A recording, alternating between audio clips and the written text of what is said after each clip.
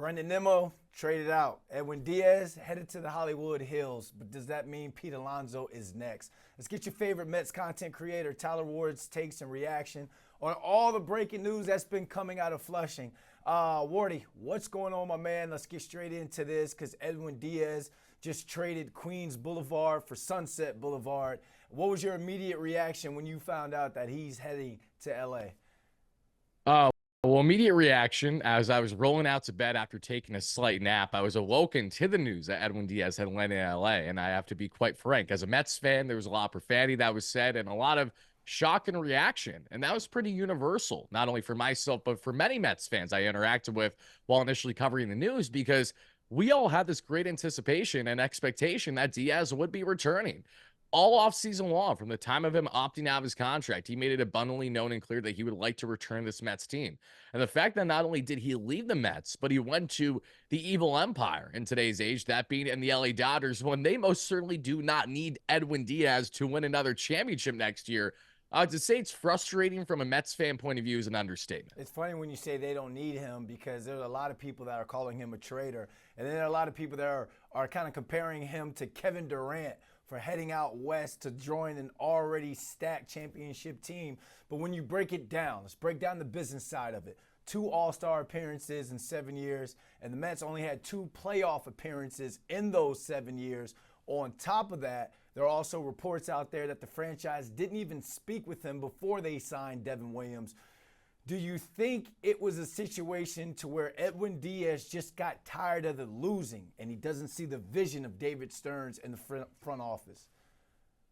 I think you hit the nail on the head, Brandon. That's exactly what I was relaying. Because when you look at what the Mets offered in the end, they had right around the same contract structure, technically a couple million less than the Dodgers, 66 versus 69. But was that really the differentiator in Diaz making this decision? Most certainly not. Edwin had the opportunity to circle back with the New York Mets when the Mets would have liked to offer him more than what they previously did, but he chose not to. And he had his rightful reasons to do that. But as you point out, Brandon, it has everything to do with past success, future success, and what Diaz has already made in his career. I think a couple key factors need to be highlighted here. One, Edwin Diaz already got a monster record-breaking contract after the 2022 season with the New York Mets, meaning that while, yes, he was still planning to look for a great contract after opting out of his contract this time around, when he still had a couple years left on that deal, what's also true is that Edwin, if he truly wanted to return back to the New York Mets, he would have taken the offer that still would have gave him the highest average annual value of a reliever in MLB history, because that was right in line with what the Dodgers offered, that the Mets offered as well. So this is clearly a rain chase by Edwin Diaz, and you can't fault him for doing that. I don't fault him for doing that. I mean, you have to think about it. You have the New York Mets that, what do they have to sell you outside of great family hospitality and dollars? They don't have success. They've had very little under Diaz. Diaz is not getting any younger. He's been in the league for a decade plus. And then he has Freeman, the Dodgers, saying, which World Series ring would you like to try on first, Edwin? You can try on both at the same time if you want. I mean, it pales in comparison. And that's where I personally, from a fan point of view, have my great frustration with David Stearns and the Mets collectively as a whole. It has far less to do about how these negotiations happen versus ultimately finding out that the Mets had another failed season with a massive payroll. If they made playoffs, if they had a substantial run like they did in 2024, Brandon, I think you and I can probably agree, Edwin Diaz is still in a Mets uniform right now. So the Dodgers were able to pitch on what the future will look like. It's going to be filled with championships. And Diaz goes from being the guy for the New York Mets to being in a far less pressure cooker of a situation as an LA Dodger. And as we saw with Tanner Scott, who signed that $70+ million contract a year ago with LA, was supposed to be their star closer, reliever. Instead, he wasn't even on their World Series roster, and they still won the dance in the end. So there's anything to be said. Diaz is taking the easy route. The Mets have themselves to blame with their lack of success, and now we must move forward. Yeah, I can't fault Diaz at all. You got the money. Now it's time to kind of solidify your legacy by going to get some rings. You got the bag, get the rings. But now let's look ahead, because a lot of people out there, they're just kind of upset right now with where the Mets and David Stearns are in the offseason. You lose Edwin Diaz, so now what's going to go down? How do you kind of get that star power back in the bullpen? Stearns didn't discount the possibility that Devin Williams will be the only big contract given by the team to a reliever this offseason. He also said that there are different ways to build a bullpen, and they're going to explore all of them. If you're David Stearns, are you getting Steve Cohen to cut a check for a big-name reliever, or are you going to go a different route? I think you need to have a happy medium here because the Mets can't look at losing to Edwin Diaz, the best closer in the National League, and settle for less.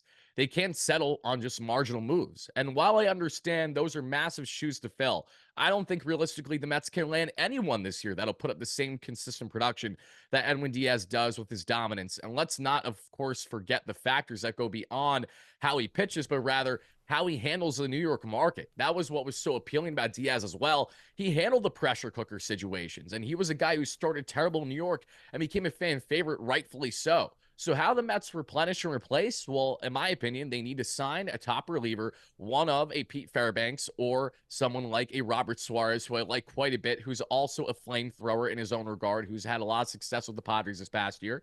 You can look at Tyler McGill's brother that the Mets have shown interest in, that we have seen widely reported from Joel Sherman here at the New York Post, that the Mets love Trevor McGill, a flamethrower who's been in more of that reliever role. Funny enough, filling the shoes of Devin Williams after he was departed with by the Brewers this past year. Kind of nuts that there's a possibility that the Mets back end their bullpen for next season can be two guys that David Stearns knows well during their time in Milwaukee to varying degrees. One, the man that he actually replaced Josh Hader with to be the closer for Milwaukee after he traded Hader away. And secondly, the guy that filled the shoes of Devin Williams after he was traded to the Yankees. So I think the Mets are going to get very creative here on not only maximizing what they have available in the free agent market, while also getting creative there in the trade market, because they need more than one reliever, Brandon. They got to add at least 3-4 guys before we start to feel relatively comfortable about how this thing is going to configure heading into next spring training. All right, Brandon Nimmo gone, Edwin Diaz gone. Do you feel like the Edwin Diaz heading to Hollywood kind of gives some sort of extra leverage to Pete Alonso for the Mets to get a deal done with him? And how confident are you that Polar Bear Pete is going to be back in Flushing at the start of next season? How are things going to go with Pete Alonso? I think your guess is as good as mine right now. I constantly fluctuate from the fan point of view as well as when I'm relayed in the industry and hearing all these different things. I think the Mets stand firm as to where they believe they're at with Alonso. And I think this is eerily similar to an offseason ago. The Mets have a hard line to stand if they don't want to go long-term with him.